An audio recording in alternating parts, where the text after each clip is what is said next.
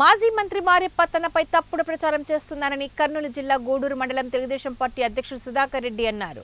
కర్నూలులోని ఓ హోటల్లో ఆయన మీడియా సమావేశం నిర్వహించి మాట్లాడుతూ మాజీ మంత్రి మారెప్ప తనపై చెక్కులు దొంగతనం చేశారని, కర్నూలు 3వ పట్టణ పోలీస్ స్టేషన్లో తప్పుడు కేసు పెట్టారని, కేసు విచారణలో ఉందని అన్నారు.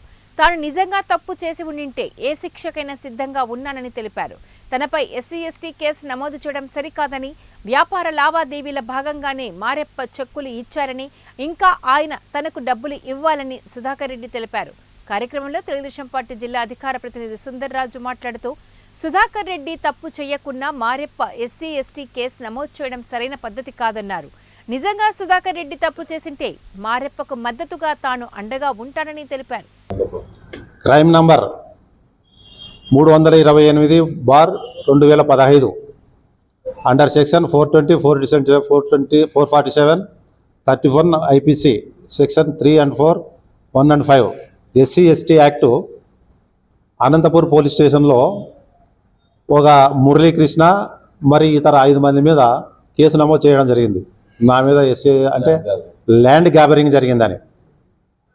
అది అంతా డిఎస్పి గారు పరిశీలించి అన్ని చేసి ఇది ఫాల్స్ కేసు అని 6/5/2026 క్లోజ్ చేసినాడు. దాన్ని 2016లో ఈయన మంచి కేసు, ఈయన వచ్చేసి అటువంటి కేసు తప్పుడు పనులు చేసింటే ఇటువంటి తప్పుడు కేసులు నమోదు చేయించి SC/ST యాక్ట్కే తలంపులు తెస్తున్నారు.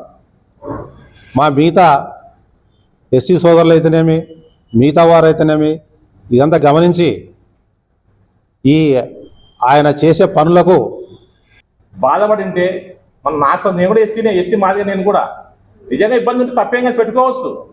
కానీ ఏ తప్పు లేకుండా సల్లి మీద, సుధాకర్ మీద, ఇంకోరి మీద ఆరోపణ మంచిది కాదు. అది నిజంగా నీకు చెక్కులు మీకు లావాదేవీలు ఉంటే అది మీరు నిర్ణయం తీసుకోండి. ఇబ్బంది కనిపిస్తే స్టేట్లో కంప్లైంట్ ఎస్పీ గారికి ఇవ్వండి, ఇంకోరికి ఇవ్వండి, అది వాళ్ళు విచారిస్తారు. అది తప్పు